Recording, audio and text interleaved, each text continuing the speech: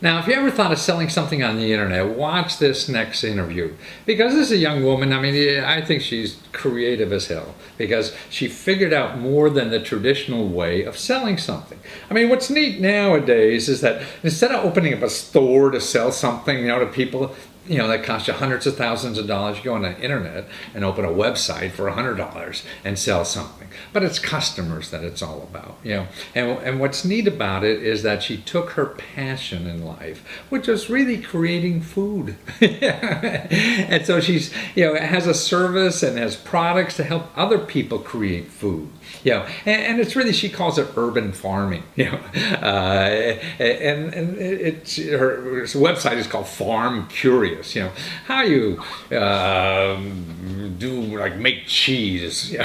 And so what she does, besides selling the techniques and tools to help you make these kinds of products or food products, she also gives lessons. Now, the lessons she gives, I mean, to me, this is genius. She goes to organizations that have these training, they want to have group sessions to get bonding periods, and they used to go out in the woods or try to do hula hoops or have people come in and try to inspire them. No, what she does is go to these big corporations and get people bonding together by making cheese together.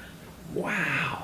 What a great, so she's making more money, I think, it sounds like, on her classes than she is on selling her products on the web. See, that's the creativity we all need, really, in surviving, because there's always more than one way to take what you have and find another angle to make extra money at it. If one thing doesn't work, then you have to do something else. And that's why the only way you get there is passion for what you want to do. Listen to her, because she talks about how the only reason she's successful is because she has passion. She really wants to do this stuff. So when one thing fails, man, she'll find another way to make it happen somewhere else, something she never thought of from the beginning. That's why failure is so important. You got to go out there and give it your best shot on what you think, and when it doesn't, then that will lead you to think to something even better that you should have thought beforehand, but you didn't have the knowledge to until you failed. That's why failing is so important. So watch this video. Well, Nicole Easterly, man, with Farm Curious. So you're a city girl that's curious about the farm, and you had this lousy job you hated because you have a child now, and now you found a way to make money at home. That's right.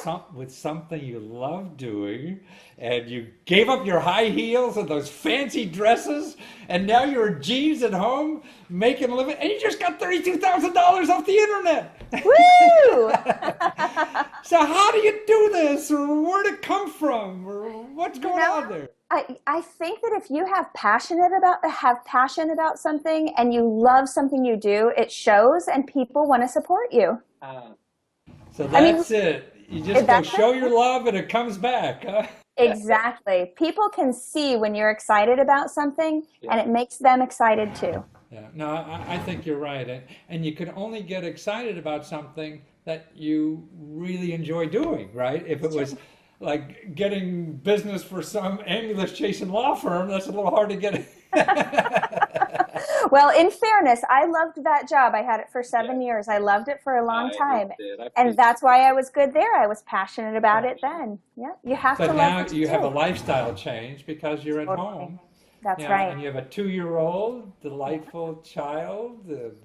You started this business with just like a tax refund money? Is that how it started? That's right. I was looking for funding to buy my first batch of inventory for a festival, and I got our tax refund, and I thought, well, that was just, a gift from myself. And that's what I spent it on. I spent the whole thing, and, years later, I've paid myself back for it. So wonderful. But okay, now tell us what you do, because I'm not even sure.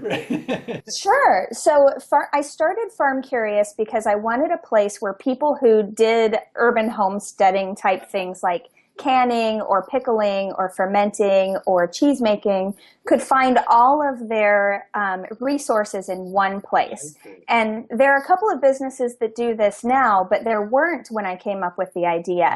And so what I do, industry leader already, huh? Right. So what I do is I teach classes for people to learn how to make cheese or to learn how to ferment something. And then I sell kits to help them get started. So when they go home, they're not scared. They have something to put their hands on. So you have like when as a kid I used to go go to the toy store and buy these model plane building kits. Now I have a model fermenting building kit, right? Exactly. People love kits because it makes them feel like they don't have to think a lot more about what's inside that kit. Well, did you grow up on a farm or something? You like doing this urban farming stuff? You know, I grew up in Kansas, but not on a farm. My mom always gardened. My grandma always canned. But you know, when you're a kid, you don't pay that much attention to it. You just don't. I moved to New York. I became a city person. I was everything my mom dreaded I might grow up to be. And but then I moved to San Francisco and started paying attention to the food movement, and it fascinated me. And so I wanted to be a part of it. So this is a recent discovery then. Yeah, it's been about 6 years for me. Yeah. And so you learned how to make cheese and ferment, and now you have a nice business that helps other people do that, right? That's right. And you know, my target isn't people who have been fermenting for 20 years. It's people like you, honestly, who might have an interest. Maybe you read in the New York Times that fermented food is good for your body, and you're curious about it, maybe farm curious.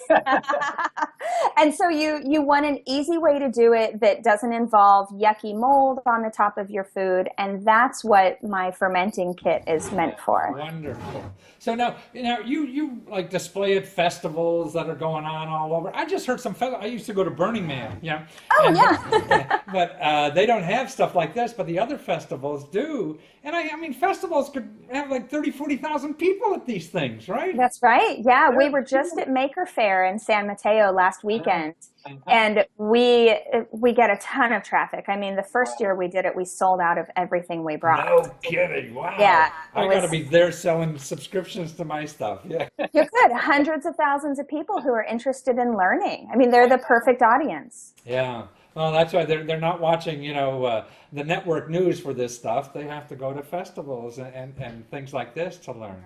And then also what's interesting about what you do is that you learned another market to take what you're doing and sell it to the corporate community, which just sounds nuts to me, but it's fascinating. It's true. Well, especially the cheese making. Everyone loves cheese. It's hard to find someone who doesn't love cheese. And when you put it with wine, it's suddenly very fancy. So what I taught a team building class for Airbnb, and they wanted something that embodied their own company morals.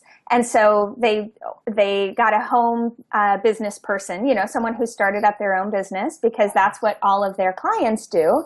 And they invited me to teach them to make cheese. And it was a very creative, fun process. Wow. So this is a team building event. So everybody gets dirty and in the yeast or whatever the heck you need to. Exactly. Yeah. So I teach seminars as well where I stand on a stage and talk. But the most fun that I have is when people get their hands in it. They're actually making cheese themselves. And that's exciting. So it's like kindergarten again. Having fun. It is like kindergarten. Learning something.